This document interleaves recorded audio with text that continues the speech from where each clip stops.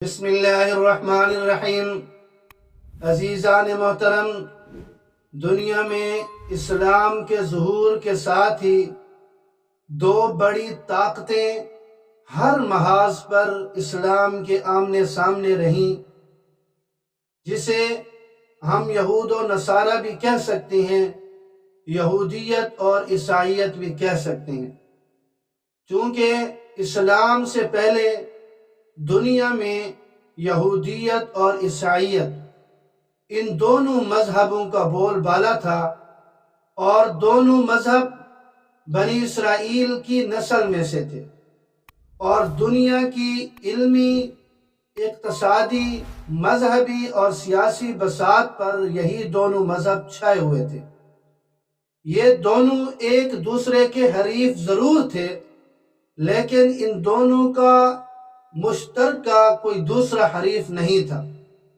لہذا میدان میں یہی دونوں مذہب صدیوں تک ایک دوسرے کی حریفائی کے ساتھ بلا شرکت غیر دنیا پر حکمرانی کرتے رہے ہیں۔ یہودیت اور نصرانیت دونوں ہی آسمانی مذہب تھے۔ ایک تورات کو ماننے والے حضرت موسیٰ علیہ السلام پر ایمان رکھنے والے، اور دوسرے انجیل کو ماننے والے حضرت عیسیٰ علیہ السلام پر ایمان رکھنے والے۔ حضرت موسیٰ اور حضرت عیسیٰ علیہ السلام یہ بنی اسرائیل میں سے تھے اور نسل ابراہیمی میں سے تھے، تو یہ دونوں یہودیت اور عیسائیت اپنا جد اعلیٰ اور اپنا مرشد حضرت ابراہیم خلیل اللہ علیہ السلام کو مانتے تھے۔ تو یہ دونوں عالمی قدیم مذہب ہونے کی وجہ سے، صاحب کتاب ہونے کی وجہ سے ایک دوسرے کے خلاف ہی اپنی دینی برتری کی جنگ میں ہمیشہ لگے رہے۔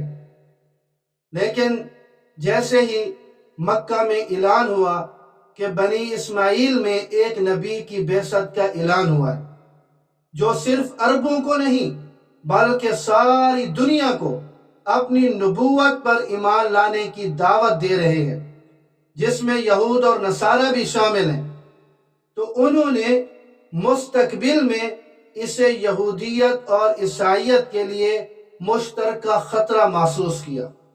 یعنی اسلام کا جب ظہور ہوا تو یہ یہودیت اور عیسائیت جو مذہب پوری دنیا میں چھائے ہوئے تھے اور حکمرانی کر رہے تھے، انہوں نے خطرہ محسوس کیا۔ اس کے چند ایک اسباب تھے۔ ان میں پہلا سبب یہ تھا کہ نبوت کا سلسلہ بنی اسرائیل سے نکل کر بنی اسماعیل کی طرف منتقل ہو گیا، جو ان کے لیے ایک ناقابل برداشت سانحہ سے کم نہیں تھا۔ دوسرا، تورات اور انجیل منسوخ ہو گئیں، ان کی اہمیت ختم ہو گئی قرآن کریم کے نازل ہونے کے ساتھ، تو یہ بھی ان کے لیے ایک صدمہ تھا۔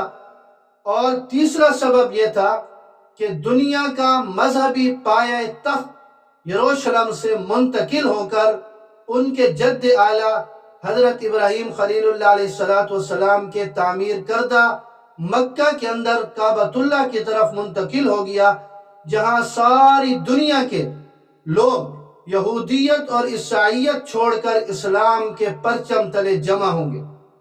اور چوتھا سبب یہ تھا کہ قرآن کریم نے ان کے جھوٹے عقائد اور من گھڑت قصوں کی دھجیاں بکھیر کر رکھ دیں اور ان کا یہ پردہ فاش کرنا شروع کر دیا۔ یہود اور نصارہ آسمانی مذہب میں اپنی مرضی سے اور اپنی منمانی تحریف سے انہوں نے دین موسوی اور دین عیسوی کا چہرہ ہی مسخ کر دیا تھا۔ تو یہ وہ چند اسباب تھے جن کی وجہ سے ان دونوں مذہبوں نے، یہودیت اور نصرانیت نے، یہودیت اور عیسائیت نے روز اول ہی سے اسلام کے خلاف اور مسلمانوں کے خلاف نفرت کی مہم چلائی، اسلام اور پیغمبر اسلام پر بدترین قسم کے الزامات لگائے، اور دوسری طرف ان کی حکومتوں نے ہر طرف سے اسلام اور مسلمانوں کے خلاف حملے شروع کیے۔ تو یہودیت اور عیسائیت روز اول ہی سے اسلام کو اپنے لیے خطرہ محسوس کرتی ہیں، اس لیے ان کی سازشیں اور ان کی عیاریاں، ان کی مکاریاں روز اول ہی سے شروع ہیں۔ تو یہ بھی وہی ایک حصہ ہے ان کی سازشوں کا، ان کی مکاریوں کا، جو کچھ فلسطین میں ہو رہا ہے۔ تو یہ نہ اسلام کو نقصان پہنچا سکتی ہیں اور انشاءاللہ نہ مسلمانوں پر یہ فتح حاصل کر سکتے ہیں۔ اسلام ہمیشہ غالب ہونے کے لیے آیا ہے، یہ غالب تھا، غالب ہے اور غالب رہے گا۔ یہ بلند تھا، بلند ہے اور بلند رہے گا، اور ان کی ساری سازشیں، ساری مکاریاں اور ساری عیاریاں یہ اپنی موت آپ مر جائیں گی۔ اسلام کا بول بالا ہوگا۔ اللہ رب العزت ہمیں دین اسلام سمجھنے کی توفیق نصیب فرمائے۔